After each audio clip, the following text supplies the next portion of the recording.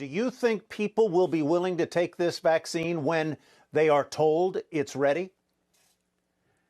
And Tyler, I think that's the point that Steve was making there, that right now there's a lot of vaccine hesitancy out there. There's a lot of people that are saying, we don't necessarily trust the process that's going on here for a couple reasons. One, we keep hearing that this is a record-breaking time for developing a vaccine, which it is, but the difference between doing it in record time and making shortcuts are two different things, and they're not really taking shortcuts, but that message isn't getting to the public for a variety of reasons. But I think even the bigger issue behind this is what Steve was talking about, the erosion of the trust in science and in our political leaders to tell us exactly what's going on there. So I think if we're at the point where we're still hearing the same thing now that we're going to be hearing when the vaccine comes out, I think that vaccine hesitancy is going to be huge, at least at the beginning, and then it might erode over time where more and more people get it. But I think initially it's going to be a tough sell.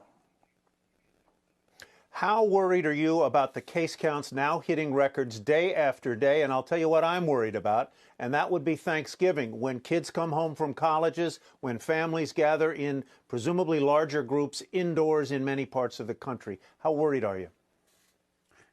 And Tyler, I am very worried about this. And it's like you said, Thanksgiving is going to be a big bellwether as to what's going to happen for the rest of the year and the rest of this part of the pandemic. And part of the reason is because, as one expert put it, we're coming into 6 weeks to 12 weeks, so a month and a half to 3 months of what he called the darkest period of the pandemic so far. You can look at numbers. Right now, we have over 9 million cases. We have over 230,000 deaths, but that's since the beginning of the pandemic. Yesterday, we set a single-day record here in the U.S., not something anybody wanted to see. Over 90,000 cases in the U.S., and over 30 states are seeing 1,000 cases. They're talking about hospital systems being overrun and having to open up surge tents.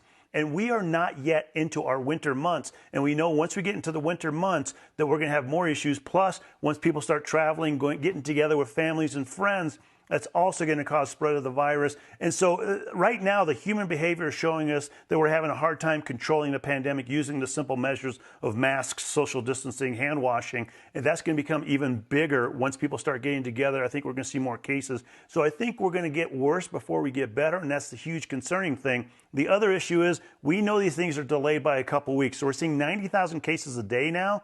A couple weeks from now, we're going to see more hospitalizations. A few weeks after that, we're going to see more deaths, unfortunately. And so I think that toll is going to continue to be taken as the weeks and the months go on before we start getting it better under control, unless we all step in and do those things I was just talking about, Tyler. Shepard Smith here. Thanks for watching CNBC on YouTube.